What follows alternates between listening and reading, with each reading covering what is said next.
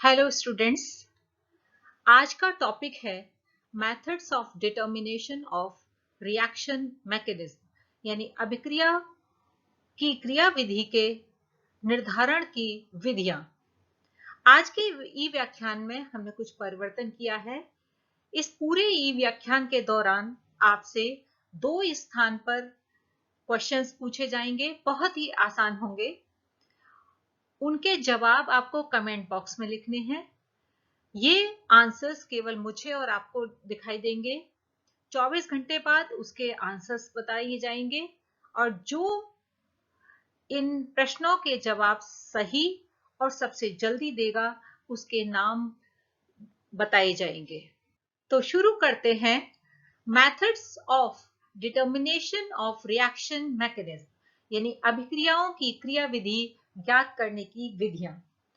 अभिक्रिया की प्रस्तावित क्रियाविधि के कुछ आवश्यक गुण होने चाहिए, जैसे वह विधि ऊर्जा परिवर्तन की सही व्याख्या कर सके, प्रायोगिक परीक्षणों की भी सही व्याख्या कर सके तथा मिलती जुलती अन्य अभिक्रियाओं के ऊपर भी लागू हो सके।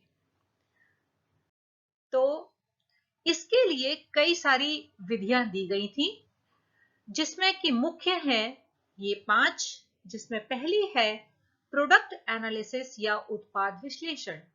Second is determination of the presence of intermediate यानी मध्यवर्ती की उपस्थिति की पहचान। थर्ड इज आइसोटोपिक इफेक्ट और समस्थानिक प्रभाव। फोर्थ इज काइनेटिक स्टडीज या गतिकीय अध्ययन। And fifth one is stereochemical studies या त्रिविम रासायनिक अध्ययन। अब हम प्रत्येक विधि को अलग अलग अध्ययन करेंगे। तो सबसे पहली है प्रोडक्ट एनालिसिस या उत्पाद विश्लेषण। यह ऑब्जर्व किया गया था यानी देखा गया था कि हम 1 क्लोरो 3 मिथाइल 2 ब्यूटीन ले लें या 3 क्लोरो 3 मिथाइल 1 ब्यूटीन ले लें। दोनों की यदि हम हाइड्रोलिसिस करें तो हमें प्रोडक्ट 85% टर्शरी अल्कोहल व 15% प्राइमरी अल्कोहल प्राप्त होता है, चाहे हम ये ऊपर वाला ले लें चाहे नीचे वाला। इसका मतलब है कहीं ना कहीं मध्यवर्ती के बीच में रेजोनेंस होना चाहिए। There should be resonance in the intermediate यानी मध्यवर्ती आपस में बीच में मिल जरूर रहे होंगे। तो इसलिए यह मैकेनिज्म सुझाई गई। जैसे ये हमने लिया है 1 क्लोरो 3 मिथाइल 2 ब्यूटीन, इसमें SN1 मैकेनिज्म होगी, बीच में मध्यवर्ती कार्बोकेटाइन बनेगा। इस प्रकार ये प्राइमरी कार्बोकेटाइन है और यह अधिक स्थायी टर्शरी कार्बोकेटाइन में इस तरह से परिवर्तित हो जाएगा।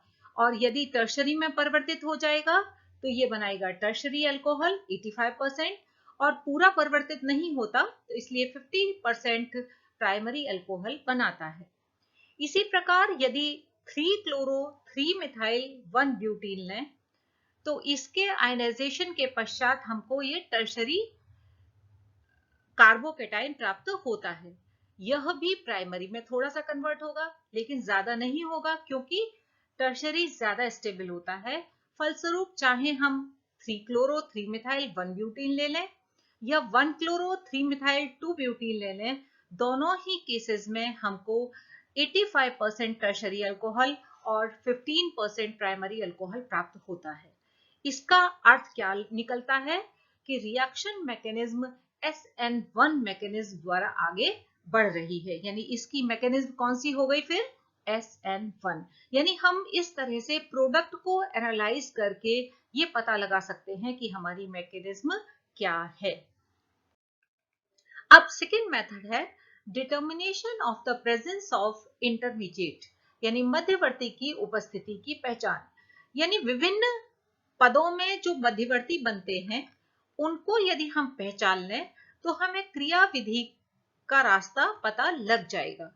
अब मध्यवर्ती दो प्रकार के हो सकते हैं, या तो वो स्टेबल हो या अनस्टेबल हो। तो यदि इंटरमीडिएट या मध्यवर्ती स्टेबल होता है तो हम उस क्रिया को की स्पीड को धीमा करके हम उस मध्यवर्ती को सेपरेट कर सकते हैं और उसका स्ट्रक्चर जान सकते हैं।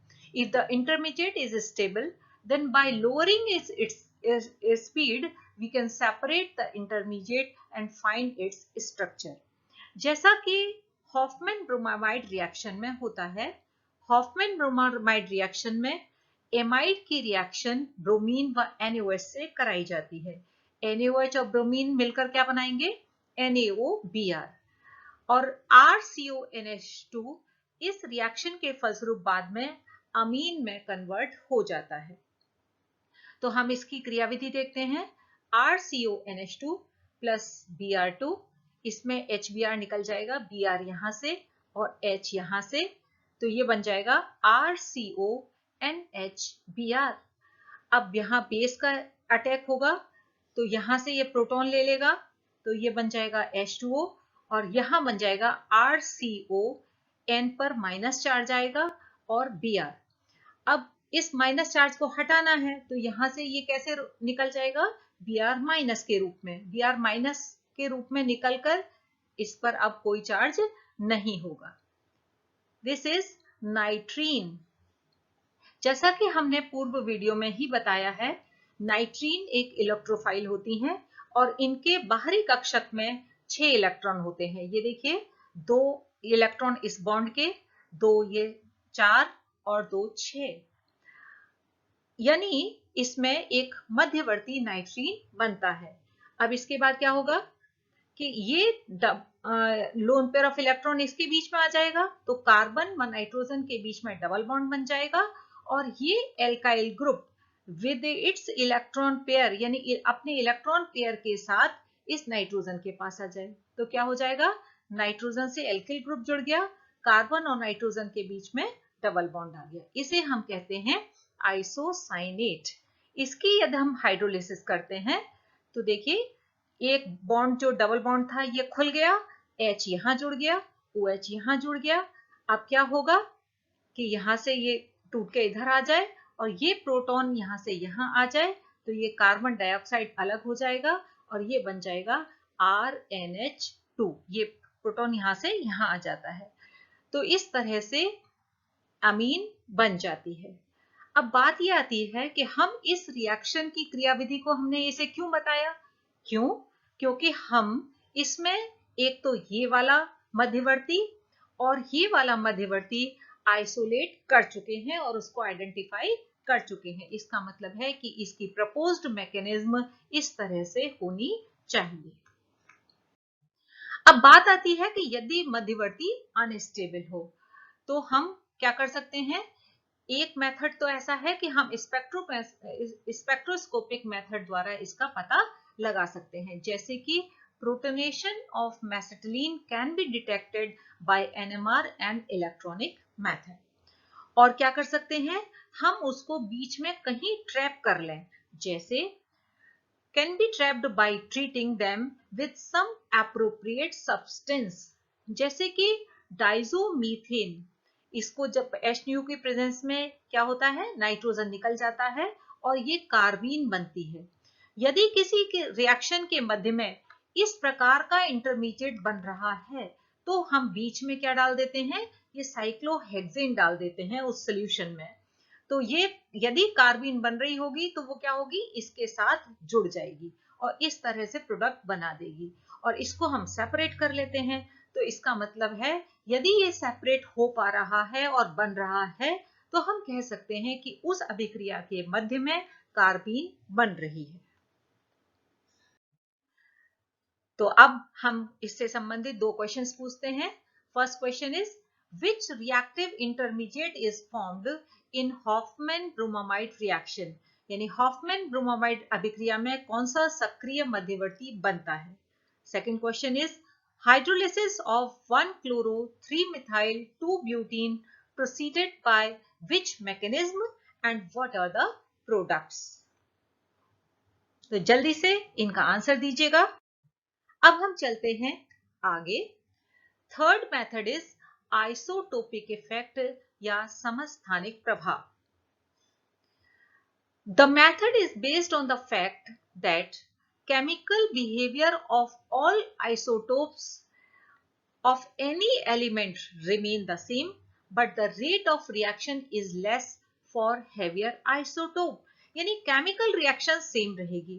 तो हम क्या करते हैं कि कभी कभी रिएक्शन मैकेनिज्म जानने के लिए कि कौन सा बॉन्ड टूटा है, कौन सा नहीं टूटा, तो हम क्या करते हैं कि किसी एक एलिमेंट को उसके हेवियर आइसोटोप यानी भारी समस्थानिक से परिवर्तित कर देते हैं।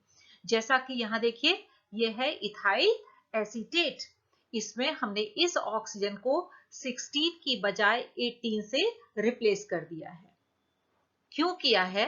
क्योंकि हमें नहीं समझ में आ रहा कि इसमें ये एसाइल ऑक्सीजन बॉन्ड टूटता है हाइड्रोलिसिस में या एल्काइल ऑक्सीजन बॉन्ड टूटता है। ये देखिए, इसको हम क्या कहेंगे? ये कौन सा ग्रुप है? एल्काइल ग्रुप है। तो यदि ये बॉन्ड टूटेगा तो हम कहेंगे एल्काइल ऑक्सीजन बॉन्ड टूट रहा है, और इसमें ये ग्रुप एसाइल ग्रुप है तो ये वाला बॉन्ड टूट रहा है तो हम कहेंगे एसाइल ऑक्सीजन बॉन्ड टूट रहा है। तो हमें समझ नहीं आ रहा कि कौन सा बॉन्ड टूट रहा है, तो हम इस ऑक्सीजन को इसके हेवियर आइसोटोप O18 से रिप्लेस कर देते हैं। अब हमने प्रोडक्ट में देखा कि ये ऑक्सीजन कहाँ गया, ये इसके साथ रहा या इसके साथ चला गया। तो ऑब्जर्व्ड फैक्ट ये बताते हैं कि यह इथाइल अल्कोहल में चला जाता है।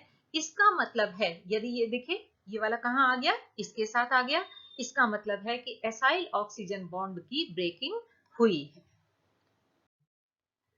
नेक्स्ट आता है काइनेटिक स्टडीज या गतिकीय अध्ययन। From kinetic studies, we cannot say anything directly about its mechanism, but from the order determined by the kinetic studies, we can select the mechanism from the proposed mechanism. यानी हम directly तो इसमें mechanism के बारे में नहीं बता सकते, लेकिन ऑर्डर ऑफ रिएक्शन यानी अभिक्रिया की गति से हम रिएक्शन मैकेनिज्म समझ सकते हैं। जैसे कि हमने ये देखा कि rate equation of hydrolysis of methyl iodide, यह एक सेकेंड ऑर्डर रिएक्शन है, यानी वो मिथाइल ब्रोमाइड के कंसंट्रेशन पर और बेस के कंसंट्रेशन दोनों पर निर्भर करती है। इसका मतलब है कि यह SN2 मैकेनिज्म होनी चाहिए, यानी इसमें बीच में एक मध्यवर्ती बनना चाहिए, तभी यह बेस की कंसंट्रेशन पर भी और एल्किल हैलाइड की कंसंट्रेशन पर निर्भर कर रही है। इसी प्रकार यदि हम rate equation of tertiary butyl halide देखें तो वो बेस की कंसंट्रेशन पर निर्भर नहीं करती। यह एक फर्स्ट ऑर्डर रिएक्शन है, इसलिए हम कह सकते हैं कि इसकी जो क्रियाविधि होगी वो SN1 होगी। क्योंकि देखिए, जो स्लो स्टेप है यानी जो रेट डिटर्मिनिंग स्टेप है, उसमें केवल एल्किल हैलाइड की जो कंसंट्रेशन है वही काम आ रही है, बेस की नहीं, इसलिए यह रिएक्शन SN1 होगी। नेक्स्ट मेथड है स्टीरियोकेमिकल स्टडीज या त्रिविम रासायनिक अध्ययन। इस विधि द्वारा केवल उन्हीं रिएक्शन मैकेनिज्म को हम जान सकते हैं जिसमें कि ऑप्टिकली एक्टिव कंपाउंड यूज हो रहा हो, यानी प्रकाश सक्रिय यौगिक यदि हो। जैसे कि हम देखें कि ये एक प्रकाश सक्रिय यौगिक है, क्योंकि ये इसमें एक ये एसिमेट्रिक कार्बन या असममित कार्बन है, क्योंकि यह 4 अलग अलग ग्रुप से जुड़ा हुआ है। इस केस में ये मध्यवर्ती कार्बोकेटाइन बनता है, और कार्बोकेटाइन बनने के बाद OH माइनस इधर से भी जुड़ सकता है और इस साइड से भी जुड़ सकता है। इसलिए आधे मॉलिक्यूल डेक्स्ट्रो कॉन्फ़िगरेशन के होते हैं और आधे लीवो के, और इसके कारण मिक्सचर हमको रेसिमिक मिक्सचर प्राप्त होता है। यानी हमारा प्रोडक्ट यदि रेसिमिक प्राप्त हो रहा है तो हम कह सकते हैं कि हमारी मैकेनिज्म SN1 है। लेकिन यदि हमें प्रोडक्ट वाल्डन इन्वर्जन हो रहा है, यानी हमने प्रारंभ में डेक्स्ट्रो लिया है तो बाद में लीवो मिलता है, और यदि पहले लीवो लिया है तो बाद में डेक्स्ट्रो मिलता है, तो हम कह सकते हैं कि हमारी मैकेनिज्म SN2 है। क्यों? क्योंकि SN2 मैकेनिज्म में ये जो न्यूक्लियोफाइल है इसका अटैक बैक साइड से होता है। बैक साइड से होगा तो एक पहले ये मध्यवर्ती बनेगा, फिर यहां से लीवो हट जाएगा और बैक साइड से न्यूक्लियोफाइल अंदर एंटर किया है। यानी इसका मतलब है कि इसमें इन्वर्जन हो जाता है, जिसे हम वाल्डन इन्वर्जन कहते हैं। यानी हम कह सकते हैं कि यदि प्रोडक्ट हमारा रेसिमिक प्राप्त हो रहा है तो हम कह सकते हैं कि हमारी मैकेनिज्म SN1 है, और यदि वाल्डन इन्वर्जन हो रहा है तो हमारी मैकेनिज्म SN2 है। तो चलिए फिर से 2 क्वेश्चन लेकर हम हाजिर हैं। थर्ड क्वेश्चन है, how the presence of carbene can be identified, यानी कार्बीन की उपस्थिति का किस प्रकार पता लगाया जा सकता है। और फोर्थ क्वेश्चन है, by which method mechanism of only optically active compounds can be determined, यानी कौन सी विधि द्वारा केवल प्रकाश सक्रिय पदार्थों की क्रियाविधि का पता लगाया जा सकता है। तो बाय बाय, आप ना कमेंट बॉक्स में इसके आंसर्स लिखिए और एंजॉय कीजिए।